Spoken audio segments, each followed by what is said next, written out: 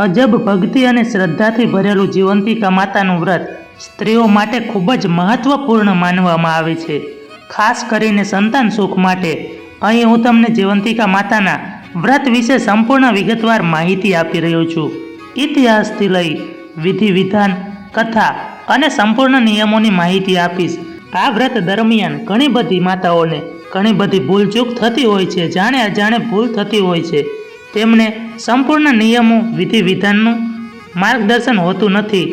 તો આ વિડીયોમાં હું તમને સંપૂર્ણ સચોટ સાચી માહિતી આપીશ. તો આ વિડીયોને સંપૂર્ણપણે જોજો.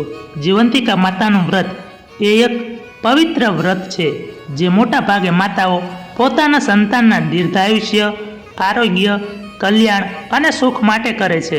આ વ્રત માતા જીવંતિકા દેવીને અર્પણ છે, જેઓ બાળકોની રક્ષક માનવામાં આવે છે.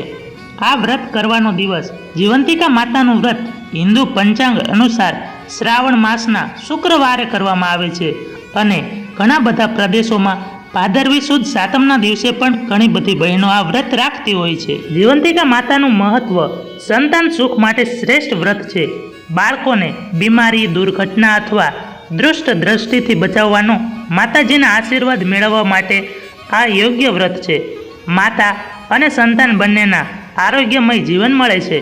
વિશેષ રૂપે સ્ત્રીઓ જેઓને સંતાન સુખ નથી, તેઓ માટે પણ આ વ્રત અતિ ફળદાયી માનવામાં આવે છે. આ વ્રતની વિધિ: પ્રાતઃ સવારમાં સ્નાન કરી અને શુદ્ધ વસ્ત્ર પહેરવા. આ દિવસે લાલ રંગની સાડી પહેરવામાં આવે છે. પૂજાના સ્થાન પર જીવંતિકા માતાની પ્રતિમા અથવા ચિત્ર સ્થાપિત કરવાનું રહે છે. કંકુ, ફૂલ, ચંદન, હળદર, ચોખા વગેરેથી માતાજીની પૂજા કરવામાં આવે છે. ધૂપ દીવો કરી સાકર, ખીર, લાડુ અથવા કોઈ મીઠાઈ કે નૈવેદ્ય ધરાવવામાં આવે છે. જીવંતિકા માતાની કથા સાંભળવાની આવે છે.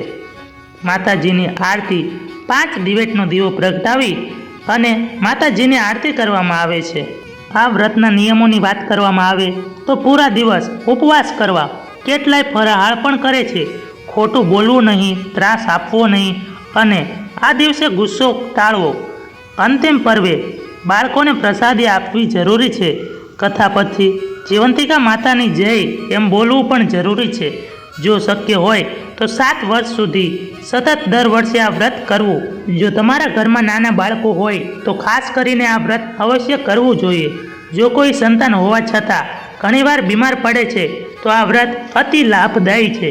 જો તમને ઈચ્છા હોય કે હું તમને જીવંતિકા માતાની પેઢીવાર કથા, આરતી અને પૂજન વિધિ સમગ્ર આપી શકું તો તમે આગળના વિડીયોમાં તે માહિતી મેળવી શકશો.